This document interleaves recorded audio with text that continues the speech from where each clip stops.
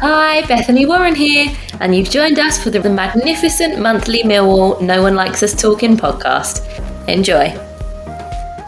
Hello everyone and welcome to this season's first No One Likes Us Talking monthly show. I'm your host Myles Thornton, and with me I have the No One Likes Us Talking team, a former Lion and Millwall fan, Phil Coleman, and the man that thoroughly celebrates every Millwall game, Ted Robinson. Not everybody likes them, but they don't care. Evening Phil, Ted, how are we all? Yeah, fine, thanks Myles, thanks. Cheers, evening Myles. Evening mate, you alright? Yep, fine. Perfect. First of all, what have you been up to over the summer break? In my case, Myles, I'm on downtime. It's the 6-week school holidays, so I've finished with my PE teaching for a while. And having said that, I've just retired after 33 years of teaching PE. So it's been emotional, but I'm thankful. I've had two great jobs, professional footballer, and I've taught PE to kids for 33 years. And I'll miss the madness and the rewards that you get from young people. They're great. And don't let people say that kids are no good, because the vast majority are fantastic. It's the odd one or two that bring you down. So, yeah, I've retired after all that time, and hopefully I'll have a bit more time on my hands to do a few other things. Sounds great, mate. Ted, how about you? I've just come back from holiday the other week from Menorca, which was all very nice, with 4 grandchildren jumping all over me for a week. It was, the usual sort of thing. But I just wanted to mention about my granddaughter, Myles. She's going to be one of the faces of a programme called Monster Kickabout, putting it all back into football from the 9th of October to the 10th of November, where she had to go and meet a certain young lady called Beth Mead, who unfortunately is not with the England squad out in the World Cup, but was our star of the Euros when we won it last year, and do a little bit of a promotion thing for her. So it will be coming out. She's called a Mini Mead. It's because she looks like her, and she does. But it was all very nice, though, all very good to her. But yeah, look out for it, because it's for schools. Any school can sign up to it, as I understand, and it runs from the 9th of October to the 10th of November. And I mean, the sooner we get older kids into football, the better, in my opinion. So I'll be a proud granddad when it starts getting promoted, as you can imagine. So I look forward to that in October. But apart from that, everything else was wonderful, all refreshed, back and ready for a new season, mate. Wow, that sounds fantastic, mate. We'll take a break there. For now, let's listen to myself and Stan Godwin talking about local non-league side Bermondsey Town Football Club.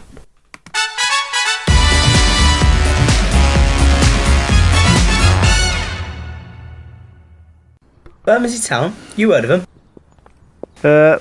I have, but what about them? They're a football club based in Rotherhithe. They're currently members of the Kent Football League Premier Division and play at the St Paul Sports Ground, Salter Road. They ground share with Fisher on match days. It's where the Millwall Lionesses, Romans and Pride play on Sundays. Oh yeah, I know. Well, if Millwall are away, I'll get along. Check out the fixtures and details on the Bermondsey Town website. I will. I'll give it a go.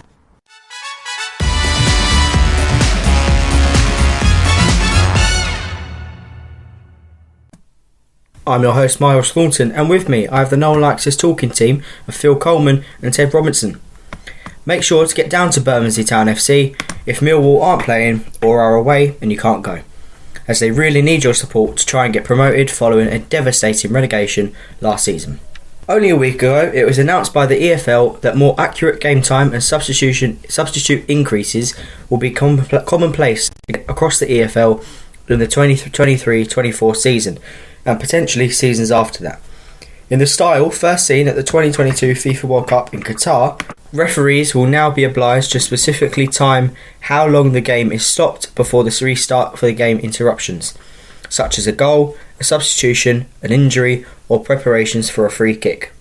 Furthermore, following a discussion by EFL clubs regarding the number of substitutes named in matchday squads, Championship clubs have opted to use 5 substitutes from 9 named, an increase from 7 named in the 2023-24 season.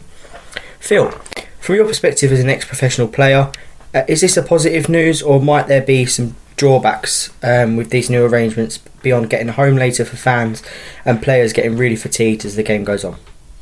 Miles, the FA or FIFA, they had to do something because the reports I've read say that the ball's in play from 47 to 55 minutes.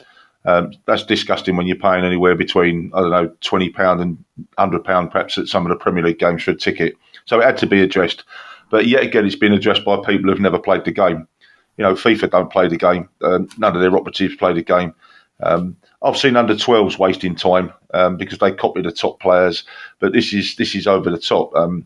Listen, when you're in a professional football, you kill the game, and I think I said before that in my debut in 1979, Barry Kitchener killed the game. He's gone down. You're all right, big man. Yeah, go away. I'm just getting my breath back. Kill the game. So this has been going on a long time. Everybody can see it, probably except the referees. If you want something to stop it, just book the culprits and send them off, because that will change them. We don't need 120 minutes. That's like having a game of extra time on top of a game of football, because what will happen is you're going to get a 4-4, as was Norwich. You're going to add all that celebrating time. You might have some injuries. You're going to add all that celebrating time. You've got to add the substitutions that are coming on. You've got to add all that time. And you could actually be playing 115 minutes, 120 minutes every single game. And what's going to happen? There's going to be a pebble in the pond. They chuck this in. We're going to add all this time on. But the consequences are going to be far-reaching. You've already mentioned the fans' travel. I'm not leaving the ground at 10:30 at night. I'm going earlier to get the train. But we're also going to have players' fitness. There's going to be accumulation of injuries, because that's another 15, 20 minutes over the top of the 90. So I think it may take its toll. But what will happen? Managers and players will either adapt to it, they'll change their habits, or, as I pretty much think, it will be refined. I think players might actually stop rolling around. Interesting, the first few games, I've not seen these people holding their faces and rolling around for 5 minutes, feigning injury. So, yeah, that's true. But on the other end, the managers have now got 5 subs out of 9 players. So they can manage the game better with those substitutions, different in my day with no subs and 1 sub. But time and things have evolved. But personally, for me, I do away with it all. And if you're deliberately wasting time, the referees need to be trained in what it looks like, how subtle it is. Book them, send the culprits off, and they'll soon learn. Or, as I mentioned the other day, I've been a PE teacher for 33 years, as I mentioned. In basketball, you've got 3 seconds to get the ball in play. In rugby league, you've got 30 seconds to take the scrum and restart the game. So you can quite easily have time limits. But it's a bit ridiculous when the goalkeeper can move from one side of the pitch to the other to take a goal kick, and it's allowed. So there are some of the rules have not exactly helped speeding the game up. But we could take the rules out of other sports. But as I said, personally, there you go. There's a yellow card. There you go. There's another red card. Stop wasting time, and players will very, very quickly grow up and stop doing it. 100% agree with you there, Phil. How about you, Ted? Yeah, I agree with what Phil was saying. Something had to be done. That's the thing. The main thing out of this is that something had to be done, because it is obscene the amount of time that gets lost at a football match when you go to watch it. As Phil quite rightly pointed out, but one that's always bugbeared me for quite a while was the goalkeepers running from one side of the goal to another just to take a goal kick. Now I'm all for a few seconds to take that. Once it's in his hands, he's got 10 seconds to get rid of it, whether they abide by it or not. But they'll all take the 10 seconds. But yeah, something had to be done. But as usual with the way that things are done, and this is where I think Phil's got a point about FIFA deciding what to do things. I just wonder how many people have they spoken to. I this responsibility that's on the referee to add the time on, I'd like to take that out of his hands. Stick a clock up in the stadium like they do in rugby union, and I know rugby union stops a lot more, but if the referee thinks that there's something going on that needs to be the time needs to be added on or whatever, stop the clock in the thing so all the fans can see quite clearly that the referee ain't having none of that. The players ain't getting away with it. I've stopped the clock. We've still got 20 minutes to go. Then that will stop a lot of these arguments. The thing is, the game's even now. If a referee gives 8 minutes added time at the end, I'm pretty sure there's a guy by the side of you that turns around and says, 8 minutes? That should be 15. and you could do away with all that by showing it quite clearly on a clock in a stadium that the referee stopped his watch and he's restarted it once the time wasting has gone on. And I mean, it is ironic in a sense that they're allowing more people to be sitting on the bench with the 5 substitutions, because I always thought to myself, the main use of a substitution in these days seems to be to waste time. How long does it take to get the substitution on? Well, quite obviously, like Phil said, that all the antics that goes on, I've seen it down at Millwall where they tell a player to go right over the other side of the pitch because he's going to be subbed. So it takes him a lot longer to walk back. Well, say that can all get stopped by quite easily. They're trying to do it, but make it clear to the fans, right, he wants a substitution. That guy's over there. It's going to take him 20, 30 seconds to get across the pitch. I'll stop it now. It doesn't matter how long he gets across there. You ain't going to waste any time. So let's get on with it. I mean, again, echoing a little bit of what Phil said, I think it's a right move, but whether it's done in the right way is we are yet to see. And I'm 99% sure, like Phil said about it being refined. It normally does. When there's any change in any rules or whatever, it takes 5, 10, 15 games for everybody to understand, oh yeah, this is what we can do and this is what we can't do. But I also, again, echo what Phil said about if there is anything. I do like what I have seen about where they've given yellow cards to players that hold up an imaginary card. It's brilliant in my eyes. Our dear old mate Fred on the Dimmer, who used to play for us, got himself sent off doing that the other day. Got a second book, got sent off. And rightly so, because who's he to tell the ref what a yellow card is, So there's going to be some good things. It'll take time to settle down and everybody will get used to it. But I just think they could have done it, as usual, in a much clearer way. But we'll see. We never know. Yeah, 100% agree with both of you there. And one thing you said there, Ted, about substitutes going to the other end of the pitch to walk off. Thankfully, now they've put in that thing where if you're at that end of the pitch, you go off at the side. But away players at Millwall and probably other clubs don't want to do that, do they? Of course they don't. No, they don't. They don't want to go over to the side where it's Millwall fans, that's for sure. Well, it depends on if they're winning or losing. If they're winning, they're going to kill it. If they're losing, they'll rush right off straight away. So you can see the professionalism in it, and I get it because it's win at all costs, and you've got elite points to get to. But when you mentioned refined there, Ted, I could refine it straight away. You have 25 seconds to celebrate your goal because the other team is kicking off when I blow the whistle after 25 seconds. You have 20 seconds to make your substitution or they're starting with wherever the ball is. You could quite easily put time limits that are responsible time limits. You can celebrate, but if it's more than 25 seconds, the opposition can start the game. They will celebrate and get back and be in their shape inside 25, 30 seconds. Whatever they deem to be. So there's refinements that could be put in place left, right and centre. But I just think what I don't want to see is 115, 120 minutes because that's going to kill the players and it'll certainly put some fans off if they've got a bus and a train to catch, particularly in the evening game. Right, Phil. Like, as you say, there's one or two things that you could put time limits on without any shadow of doubt. The same thing with the goalkeepers. If they took longer than 10 seconds after the ball's in their hands to take it, then give a penalty. I mean, I know we had 6 seconds. Where did the 6? Oh, no, please, somebody tell me where the 6 second rule went because it came in and it's gone. It's disappeared.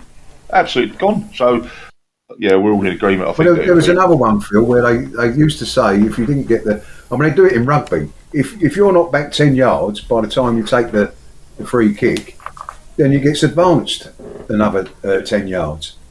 Yep. Which would stop people standing over the ball. I mean, I've noticed what's happening now is where they stand over the ball, some players are deliberately taking it quickly, not to take it quickly, but just to kick it at them to get them booked because they're standing in the way. So again, some sort of time limit on that to get back would be helpful there. I just think, like you say, it needs to be refined and we could all refine it with our suggestions and whatever. I'm pretty sure whatever they've decided will just run this season. They won't alter it in any way, which is unfortunate, but we'll see how it settles down. Ted, my biggest problem with refinement is it's people in suits, no disrespect to them, but they've never played the game, and the referees, none of them have ever played the game, bring some players in, bring some ex-pros in, consult the players that are on the end of these rules and see what they want. Because I guarantee you, well, I wouldn't guarantee, but have they been consulted?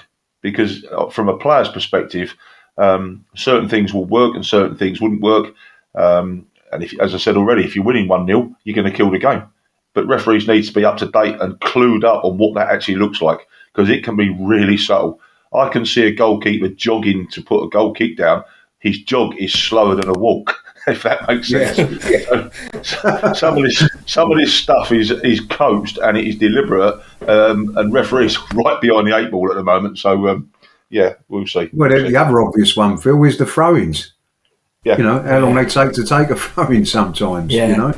I could waste 20 seconds at a throw-in. I'll just run down the line. I'll just run down the line well away from where it's meant to be taken, and he blows up and sends me back 10 metres where it should be taken from. Right? Yeah. That's a booking. Yeah. To me, book them.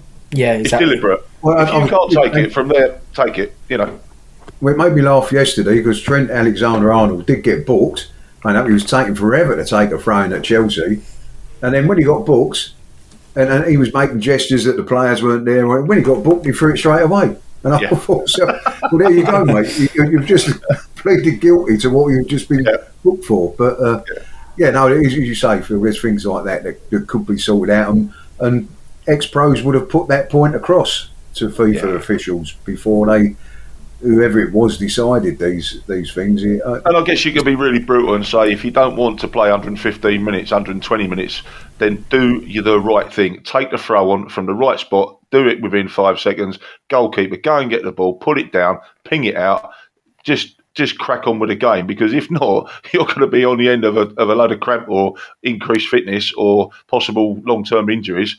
So let's just crack on with it. Stop rolling around, stop killing the game, stop wasting it, stop being deliberate. It's up to the players to be responsible and make changes for themselves as well. 100% agree with both of you there. So we'll take a break there and listen to our sponsor and great friend of the show, Dean Wilson. Hello, Dean. Myles here. Hi, Myles. Hi, mate. Your funeral directors are famed for caring for Millwall families. Where are you located and how far afield have you travelled to accommodate the needs of families? We've got 2 branches. Our main one's in Eltham, in Wellhall Road, and we've got another one in Locks Bottom, which is near Orpington. Millwall fans all round us. We cover all areas, and we do travel for families. We had a lady very recently that passed away up north, but it was her wish to come back to South London for a funeral, so that's what we did. We went up to Sheffield and we brought her back. We quite often carry out funerals for Millwall families all over South London and Kent, right down to the South Coast. Dean Wilson, independent family funeral directors, caring for Millwall families, no matter how near or far. Should you need them at any time, ring 0208 33 11 111. That's 0208 33 11 111.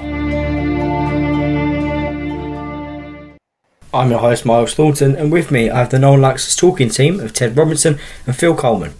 Thanks very much to Dean Wilson for sponsoring our monthly show. On Friday the 4th of August, the Millwall Community Trust confirmed their PFA Player Ambassadors. Zian Fleming and new man Casper Denor are the Education and Employment Ambassadors. George Saville, Jake Cooper are the Disability Ambassadors. The Community Trust Ambassadors for Mental Health are Ryan Leonard and Joe Bryan. The Lions Food Hub Ambassadors are Club Captain Sean Hutchinson and Billy Mitchell. The Crime Reduction Ambassadors are George Honeyman and Tom Bradshaw. The Community Engagement Ambassadors are goalkeeper duo George Long and Connell Truman. The Women's and Girls Football Ambassadors are Romain Esse and Idamoto Maku, who were both involved in the goal that sealed Millwall's 1-0 away victory to Middlesbrough on the opening day of the season. It's an aspect of the club's activities that some fans don't understand, and it is increasingly becoming the norm for EFL clubs. Ted, what benefits do you think these actually bring? Oh, enormous benefits, Myles. I mean, just listening to the list of what these players are ambassadors for, you know, mental health, disability, education, employment, crime reduction, the food hub, all these wonderful causes that need to be sorted out. We have a fully fledged championship footballer from a football club making themselves known to be the ambassador. And if you put yourself in the situation of some of the kids that are in the community trust, or even the adults come to that thing, just seeing a player walk through that door is it means all sorts of benefits to all sorts of people. And I would hope that it brings some sort of benefits to the players themselves to be involved with it and that, because listen, Millwall Community Trust has been a wonderful, wonderful thing for a long, long time. Never gets the credit that it deserves for what it actually does in the community, which a lot of the things that they do, how can you put it, ignored by regular sort of politicians and whatever. And they do a wonderful thing, and I'm so pleased to see all the names of them players there that have all picked out all the worthy causes that the Community Trust cater for, and it's wonderful. And the benefits, there's no end to the benefits in it as far as I can see. How about you, Phil? Have you got anything to add on what Ted said?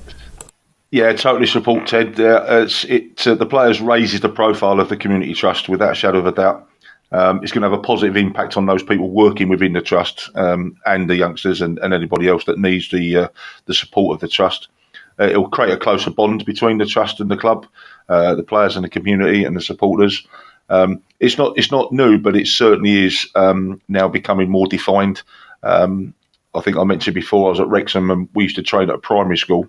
And we trained on their little pitch every Thursday morning at a different primary school, handed out free tickets to the 400-500 kids and all their parents, got them through the turnstiles on that Saturday. So whatever you do that creates a closer bond between the club and the community can only be applauded. And I will mention this, that a few years ago I brought some of my college lads down from Colchester in the minibus. I wanted typical Colchester 17, 18-year-olds to see what can be done at different areas. So I brought them down in a school minibus and took them to the Community Trust. And they were introduced to the Stab League, where youngsters from the area could play five-a-side football on a Tuesday night if they showed their stab wounds. And my lots basically crapped themselves a bit because that's out of their comfort zone. But what that's doing, and I'm not sure if that Stab League still exists at Community Trust, but it was giving those youngsters somewhere to go, getting them off the streets, playing football with like-minded people, giving them a bit of confidence and self-esteem, enjoying their Tuesday nights for a couple of hours somewhere safe. And can you imagine if a couple of the first teamers walked in and saw those lads? You know, there's an instant connection, there's an instant bond, and their self-esteem and confidence would go through the roof. And you know, they would walk away from there thinking, "Wow, someone cares about me." So yeah, all power to them, and yeah, well done the players for giving up their time in the future. I'm sure it will. No problem. That's so right, Phil, because everybody needs a purpose in life. Doesn't matter who you are. If you're going through a tough time, you need that purpose even more. And if there's anything that can take a person's mind away from his problems as such, and that, which is what you need to do, the mental health side of it, if the problems engulf you, then you don't see any way out. But if there's somebody like a player, if you are a Millwall fan and he walks in, all of a sudden then problems disappear, and you focus on that player, and by the time that the end of your time with that person, it comes that your problems are eased a bit by that, and you know you might even get to be able to see a direction to move your life in. So you can't underestimate the importance of having Millwall footballers attached to Millwall's Community Trust and the purpose for what they're there for and what they will help with. Money can't buy that. It's something that will be fantastic and hopefully continues for a very long time. Yeah, 100%. And also I hope that some of the players say, yeah, I'll do this, I'll do that. You know, when these categories are given to them, they'll volunteer. They'll volunteer what to do. I'll give you something else, Myles, which I just thought the players would probably go back to the club and if not already, probably be even more humble. they would understand what's going on in the community, and they would understand the connection that they must make with the fans. This is not a well-off club. This is a Millwall football club in South East London, and you have to buy into the community. You have to buy into the club. You have to buy into the people that are paying the tickets and sitting in those stands. And I think there will be a better connection when they go back and say, blooming hell, can you imagine one of the pros? Can you imagine Hutch or somebody, what more, going back to the changing rooms the next day and saying, I visited the mental health last night and I visited the food hub, blooming hell, we need to pull our finger out here because these people, they're paying tickets to watch us play and they haven't got food on the table. So I think there's a two-way connection as well. I think it certainly humbled me when I went to primary schools. It certainly humbled me when I did some of the as a pro, you visit some places and it's a two-way thing is what I'm saying. Yeah, again, 100% agree with you there, Phil. So we'll take a short break there and listen to Bethany Warren and Eamon Barkley talking about clean feed. And this is Ted's favourite ad. Bethany Warren here. Clean Feed by Ted Robinson. Hold up. We're talking about an online recording platform. Okay. Our Ted Robinson sponsors our online clean feed recording platform. What were you thinking of? Well, it sounded a little bit like a Parfum Dom Intense. Really? Behave. Right, just go online and see who else uses clean feed. It's a great bit of kit at a great price. I'm your host, Myles Thornton, and with me I have the No One Likes Us talking team of the famous Ted Robinson and Phil Coleman. Ted, what do you think about being thought of as a perfume name? Miles, I tell you, I've really got to have something to say to them. I heard that the other night, and my God, it shook me to my core. I've never been connected to perfume before, never. But there you go. Thank you very much. That's all I can say. Seriously though, it is a great bit of kit, and it is what the show is recorded on. Thanks, Ted. Phil, you recently supplied a piece to the Southwark News about a back three or back four. Can you remind us of what you said? Yeah, there's this debate going on about Millwall should play 4-4-2, and for me that's old school. That's 70s and 80s and beyond. And no doubt in the 30s and 40s there was a kerfuffle with a W formation, if people can remember that, if you know your history. A formation is only as good as the players, and the players have to fit it and adapt to it. You can play five at the back, but that's probably when the opposition have got the ball. When you're attacking, you play three at the back, and everybody else goes and attacks. You've got 5 and 2 strikers. You can play 4-3-3. You can play 3-4-3. You can play 5-3-2. You can play whatever you want, but it's down to the players. I've used the story, if you've got 2 wingers playing as your wing backs, they will probably be very comfortable getting forward and crossing. If you play 2 centre backs at wing back, they won't get beyond the halfway line and not be very comfortable crossing the ball. So you've got to get the players horses for courses. But also in games, you have to make changes and on the hoof.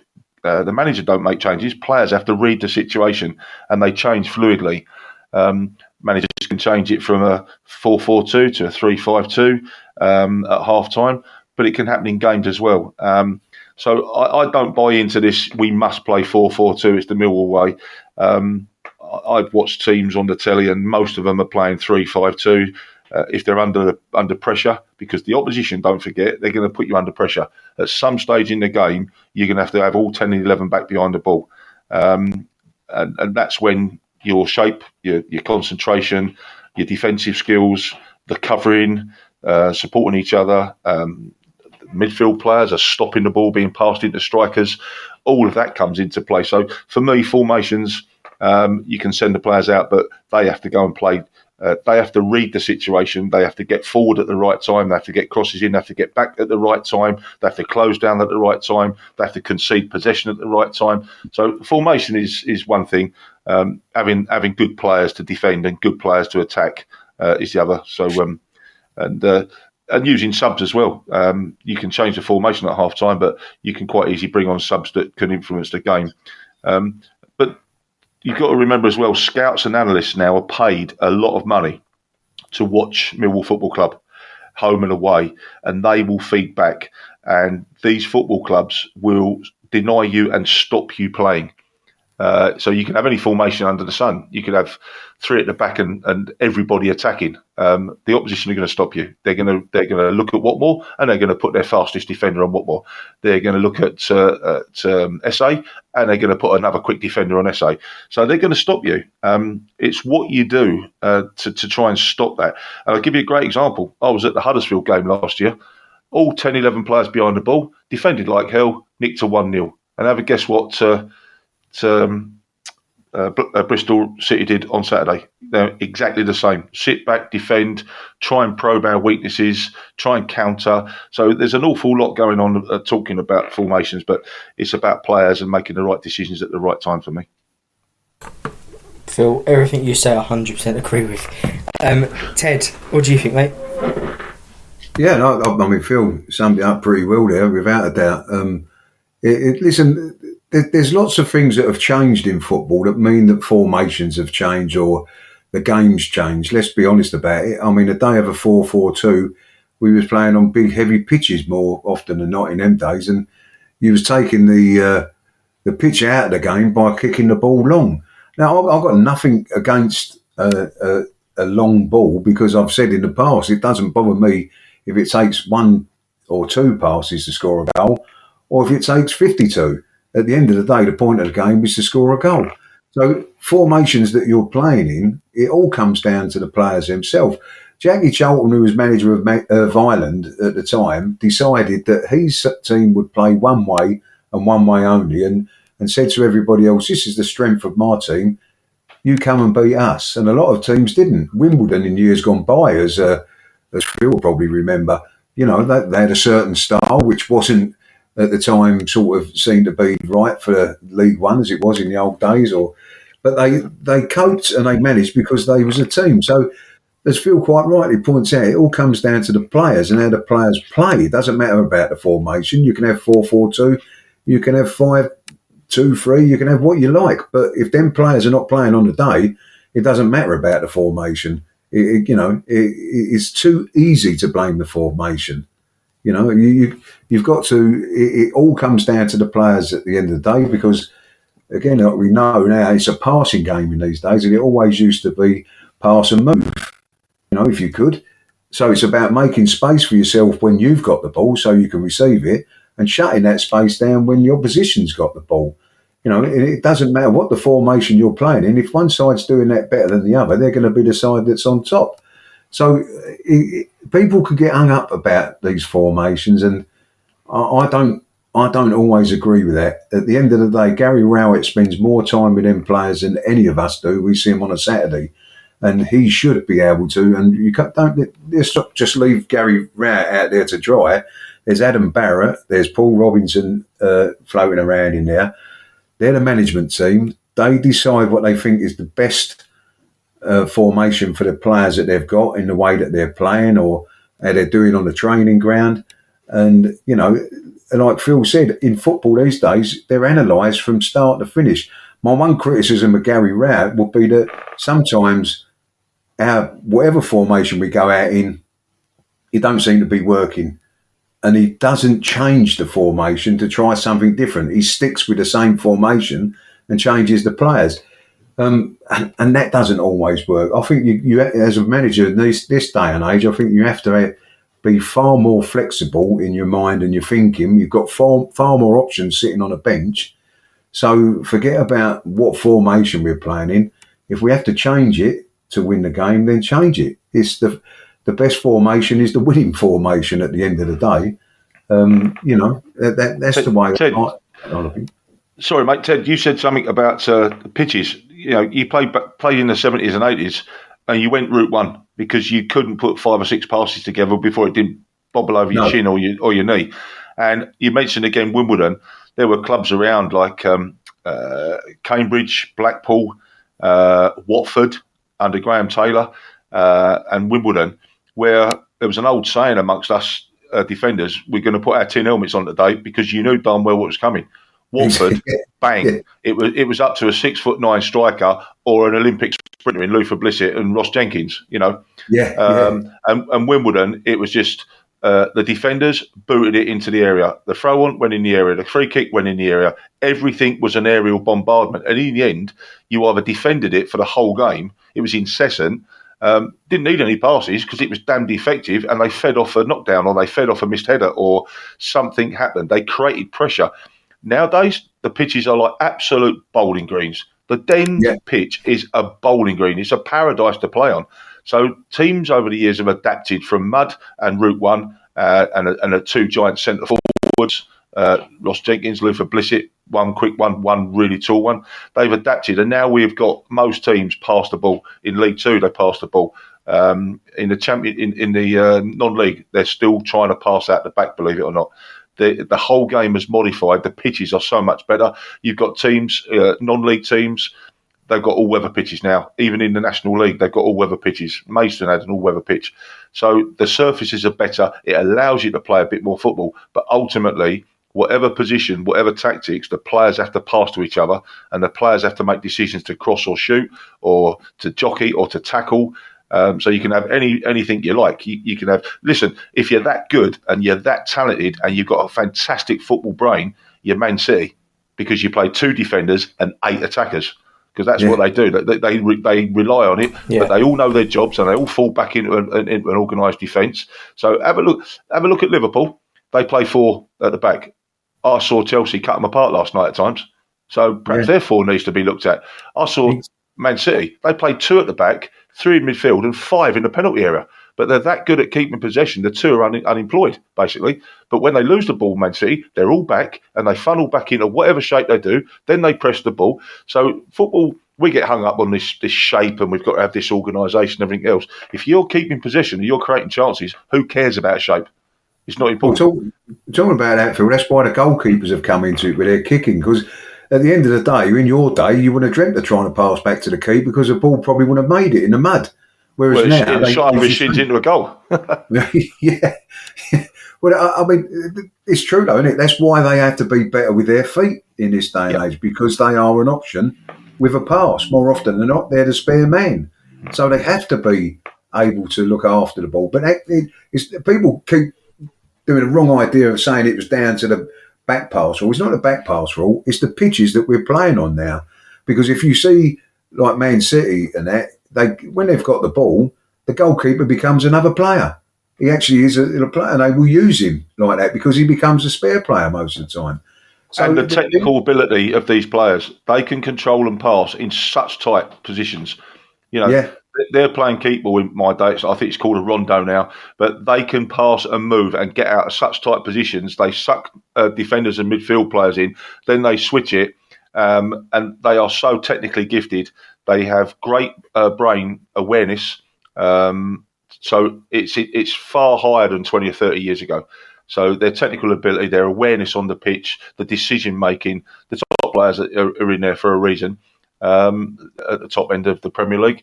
But at the end of the day, the pitches, the technical ability, the decision making, forget the formations. That's something you probably look at on a Sunday. But you know, when I see Man City, they are the epitome of fluent changing positions, changing. John Stones stepped into the middle of the park. He's a centre back. They leave 2 at the back. It's all fluid. They go forward in numbers and they'll get back in numbers. That's all you've got to do. Just keep possession and create goals. Simple. Simple as that, Phil. Simple as that. Simple. It's very simple.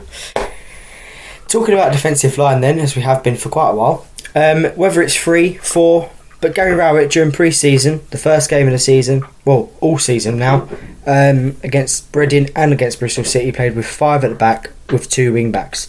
Some Millwall fans saying he's making a mistake by doing that, but actually he has got the season off. Well, he did get the season off to a good start with 3 points, but obviously the last couple of games haven't gone to plan.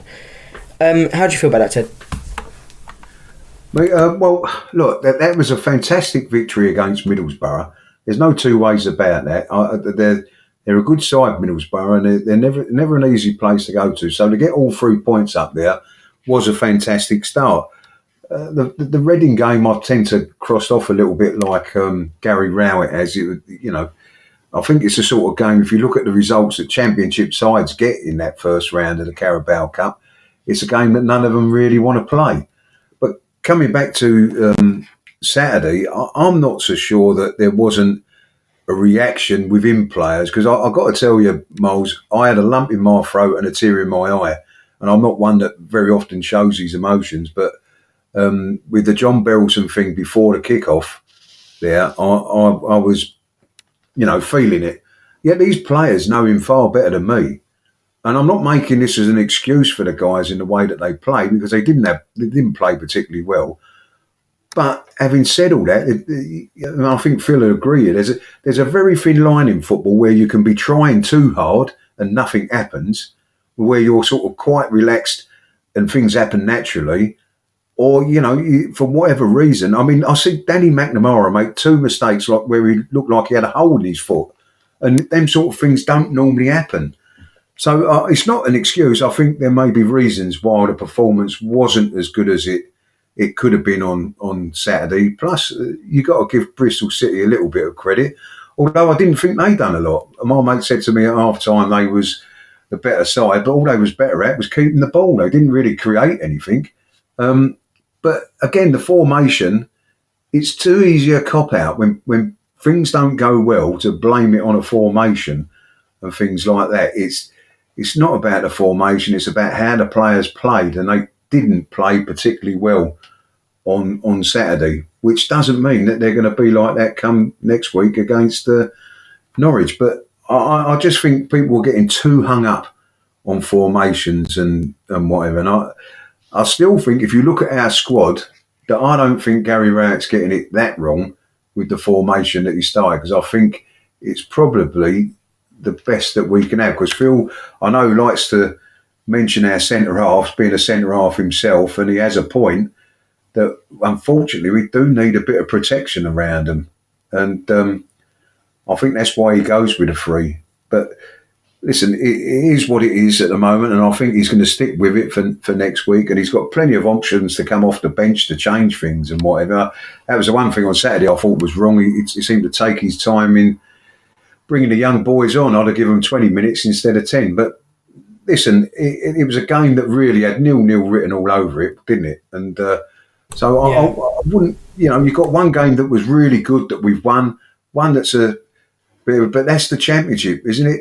There's not many goals difference in any game in the Championship. You don't see many 3-0s, 4-0s, anything like that going on. It's normally one goal either way. So unfortunately, we was on the wrong end of it this Saturday, but onwards and upwards, as they say. Long, long way to go. How about you, Phil? I'll keep saying this till the cows come home.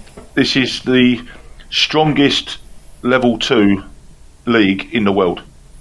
You've only got to look at that league and you will see Watford, Leeds, Southampton, Leicester, West Bromwich Albion, pedigree clubs with lots of money, great crowds. Ipswich, 30,000 just come up from the league below.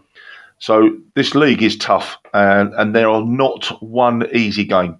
Everyone at the bottom fighting for their lives. Everyone at the top wants a playoff spot. Everyone in the middle is trying to get there or trying to avoid being dumped down there. So all 46 games are going to be tough no matter what. And teams are going to come to the Den and they're going to make it really hard to break down.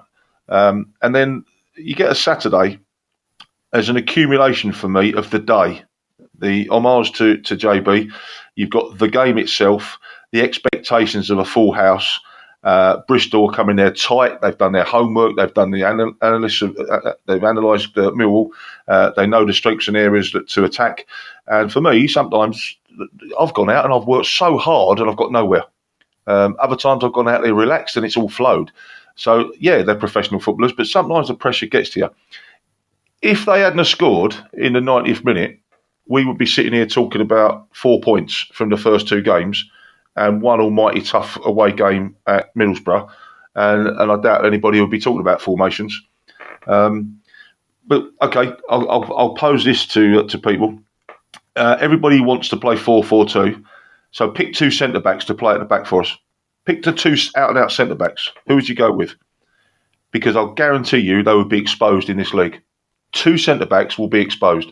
You would need an outstanding centre midfield player to sit in front of them. You would need outstanding fullbacks to cover both of them, because whoever you picked, one of them, at least one of them, is going to get done for pace, because most opposition are turning up with really quick strikers. And if they're not quick physically, they're quick mentally. They dart across you at the last minute from a corner. Or they just open up their body and bend it in the far corner from 20 yards really quickly, and you can't close them down. So by putting 3 in there, it probably gives us more protection. But when you look at the accumulation of a game of football, no game is the same. And certainly home games for Millwall, teams are turning up. Huddersfield, Bristol, they keep it tight and they're going to nick a 1-0. And for me, that's going to be the norm for the rest of the season, because our home record by and large has been great. I know 1 or 2 fans are producing stats of 6 losses in the last few home games or whatever it is. But for heaven's sake, we were in with a chance for the playoffs last year by a point or 2. And now we're asking for Garrett Rowett to be sacked and throw the tactics book up in the air and bring in 4-4-2. Listen, this is a long, hard season. There's 44 games left. Nobody's promoted and relegated in August. And we will win games and we will lose games. But for me, it's 3 points from 2, and it could have been a bit better. But expect teams to turn up at the Den and be as tight as they can be and try and nick points on the breakaway. Yep, 100% agree there. We'll take a break there and hear from Bethany Warren talking about the Millwall Community Trust. The Millwall Community Trust, something that I, Bethany Warren, admire for all that it does.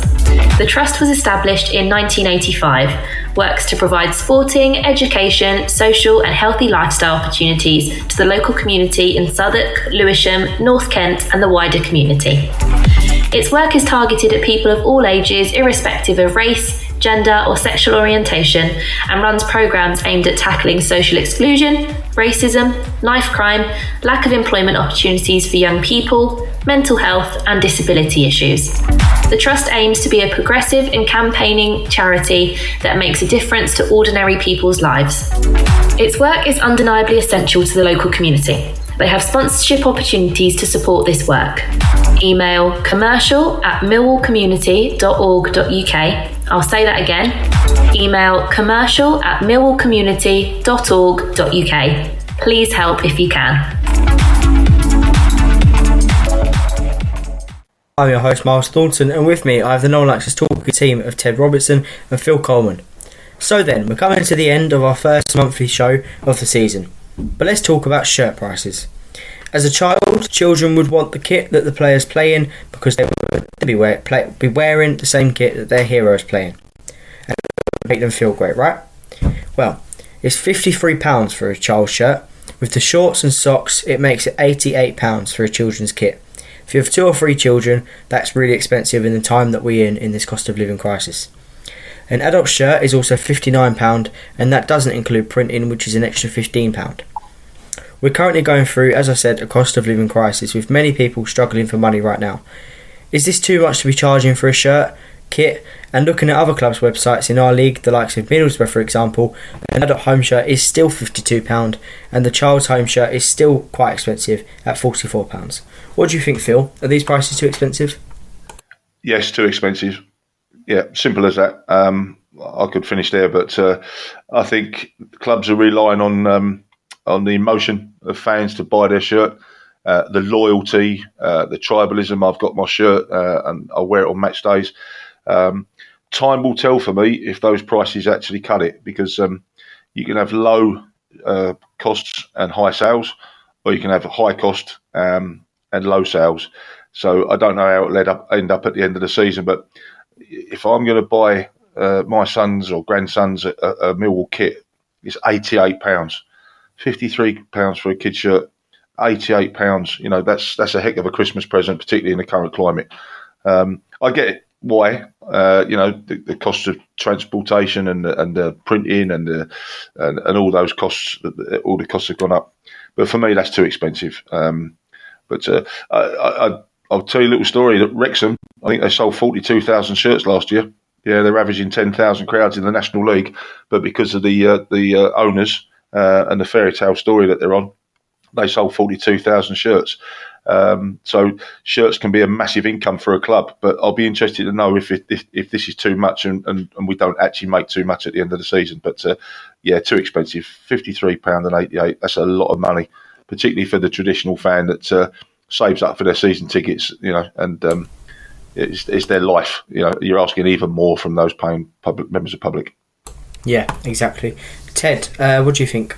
Well, with 4 grandchildren, my first thought is, Christ, I need to do some more overtime, I think. But I don't know how they get £53 for a kid's shirt and it's only £59 for an adult shirt. I mean, it's only £6 difference. It's that to me is a bit sort of criminal, And as you say, Myles, with my daughter even phoned me up the other day, and her favourite colour's orange. So what do Millwall do? Come and bring a third kit out in orange. So it looks like at some point this season I'll be taking my 2 youngest grandchildren there, and my eldest 2 are already season ticket holders. But my youngest 2, which means my daughter, will come, and it sounds like she's going to want an orange shirt to come along with it. So it is in my opinion, a little bit obscene. Because what they do play on, and Phil hit the nail on the head to a certain extent there, that it's the loyalty of fans that football clubs play on at times. They know that we're going to be doing what we can to buy a shirt that our hero's playing, as you quite rightly say. Every kid will want that. I know my grandchildren will want that. And yeah, it's expensive, and I'd like to see the breakdown of it all. How much profit the Millwall actually make out of the shirts? Yeah. Are they being greedy in that respect, or is it the manufacturers that? I've got to be honest. Millwall have had problems for years, going back years to when I was on the supporters club committee, and I remember one year with Andy Ambler before Steve Kavanagh telling us that the delivery was on a boat from China, and I don't think it's going to get here before the kick-off. And we seem to have the same sort of thing this year's happened again. Actually, that's all about what happened last year, because we're talking about Christmas, getting shirts at Christmas. Millwall must have lost a bit of money at last season because the cupboard was bare, wasn't it? Because of what happened with. Was it Macron? Was it Macron we had? I can't remember now. Whoever. Hummel. Sorry, not Macron. Hummel. You're right, Myles. So yeah, football clubs do want as much money as they can get, especially football clubs like Millwall, and I fully understand that. But I think, like Phil mentioned there, £88 for a kid's kit is a bit steep, without any shadow of a doubt. Yeah. 100% there. Well, that's it now until the September monthly show. Thank you for coming on, Phil. No problems. Absolutely loved it. Great to talk football. And thank you for coming on, Ted. My pleasure, Myles. Really enjoyed it as always. And thank you very much to those listening on our first monthly show of the 2023-24 season. Our next show will be our weekly Millwall fan show, hosted by Eamon Barkley, with a panel of Jeff Burnage, Debbie Julians and myself. Until next time, keep it safe on the street out there. Come on, you Lions.